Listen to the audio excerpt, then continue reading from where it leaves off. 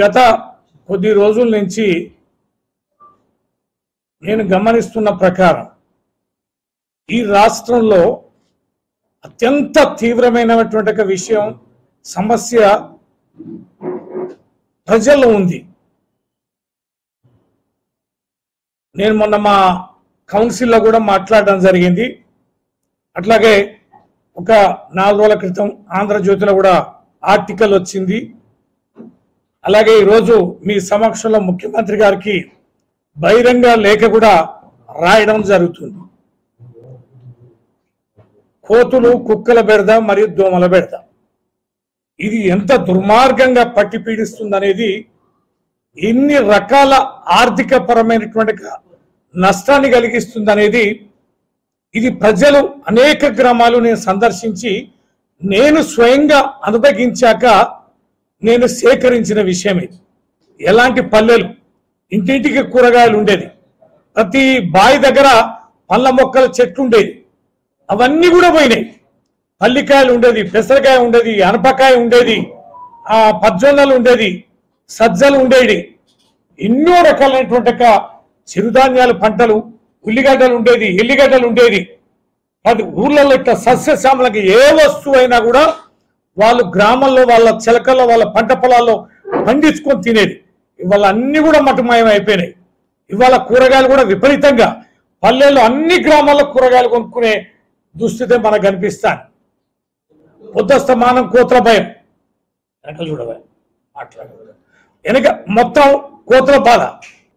మరి నేను విలేజ్ సెక్రటరీని వాళ్ళ సర్పంచ్ వాళ్ళని పిలిచి ఏంటంటే మేము గతంలో ఒకసారి పట్టిస్తే చంపేస్తే కేసులు పెట్టిండ్రు అని చెప్పాను. మొన్న మేము ఈదుల పుస్తపల్లి కూడా పోయినాం. అమెరికా నుంచి వచ్చిన పిల్లలు, సత్యనారాయణ రెడ్డి గారు చనిపోతే మా చైర్మన్ గారు కూడా ఉన్నారు.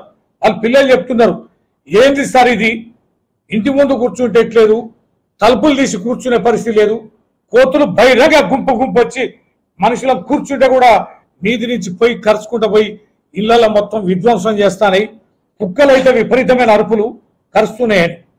ఈ రకంగా చూస్తే ఎన్ని రకాల కంటే నేను మొన్న సేకరించిన కొంతమేరకి ఏది అసలు ఏం జరిగింది అనేది సేకరిస్తే మీకు ఈ బుక్ అంతా ఏది అటాక్స్ December 12, 23 నుంచి 10/8 వరకు సేకరిస్తే ఇంత పుస్తకం ఎన్ని కేసులు ఎన్ని మీడియా ద్వారా పత్రికల ద్వారా వచ్చింది, ఎక్కడ ఏ జిల్లాలో ఏ ఇన్సిడెంట్ తో సహా ఈ యొక్క బైండింగ్ లో ఉంది.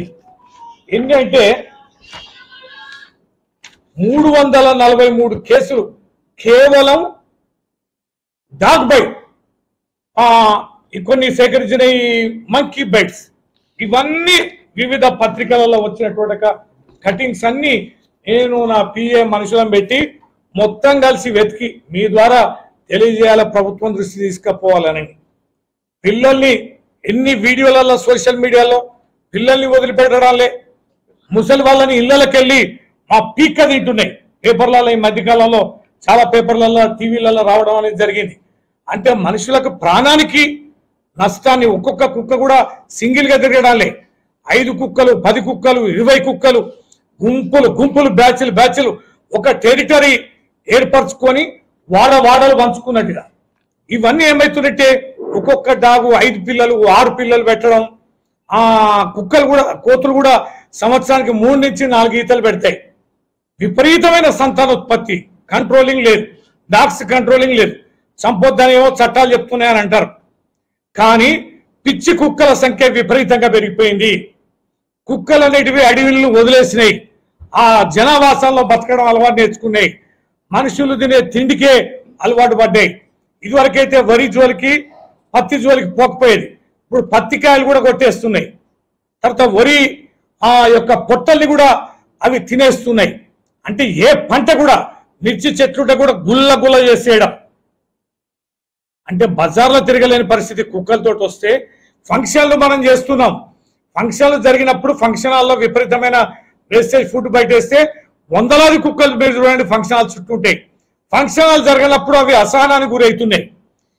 ఇన్ని వేల కుక్కలకి, ఇన్ని లక్షల కుక్కలకి, మనుషులతో సమానంగా ఉన్న ఈ కుక్కలకి ఈ కోతులకి తిండి ఎవరు పెట్టాలి? మనుషుల్లాగా మనుషుల స్థాయిలో తినే ఈ పనికిమాలిన జీవరాశులు ఈ కుక్కలు కోతలతోటి ఏ రకమైన ప్రయోజనం లేదు. మనుషులు తినేటివి కాదు, మనుషులకు రక్షణ కాదు. మనుషులని భక్షించే, పంటలను విధ్వంసం చేసే, ఆర్థికంగా కుదేలు చేసే ఇలాంటి వాటిపైన సామాజిక పోరాటం చేయాలనేది నేను రాజకీయ నాయకులం ఎప్పుడు రాజకీయాలు మాట్లాడమే కాదు, ఎప్పుడు ఇతరత్ర మాట్లాడమే కాదు. ముఖ్యమంత్రి గారు కూడా ఈ బహిరంగ లేఖ ఈ రోజే ఈ సంబంధించిన కేసుల వివరాలు, ఈ యొక్క లెటరు, బ్రీఫ్ నోటు, ఇలా పత్రికల్లో వచ్చినటువంటి ఆర్టికల్స్, చట్టసభలో మాట్లాడినటువంటి ఆ యొక్క ఆడియో వీడియో క్లిప్పింగ్స్ అన్ని కూడా జత చేసి ముఖ్యమంత్రి గారి దృష్టికి తీసుకెళ్లడం జరుగుతుంది. యావత్ సమాజానికి విజ్ఞప్తి చేస్తున్నా, ఇది సామాజిక రుగ్మతగా, సామాజిక తీవ్రమైనటువంటి సమస్యగా ప్రజలందరూ స్పందించి ఎవరికి వారే మీరు దోమలు, కోతులను, కుక్కలని కట్టడి చేయండి.